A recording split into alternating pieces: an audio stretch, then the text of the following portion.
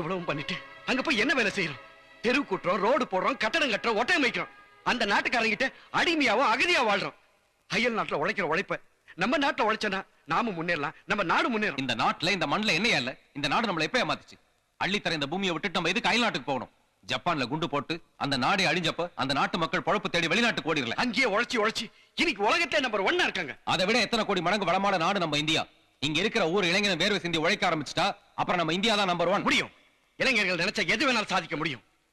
ஏமா அந்த நானோ முத்துவோ வாழ்க்கையில தோத்து போயிட்டு கவலைப்பட்டு உட்கார்ல, போராடி உழைச்சி முன்னேறி இருக்கும்.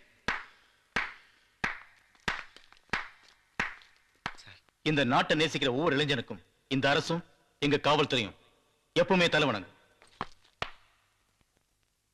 Wish you all the best. God bless you. Thank you, sir. இன்னும் 24 மணி நேரத்துல உங்க எல்லாருடைய பணமும் உங்க கைக்கு வந்து சேரும். ரொம்ப நன்றி.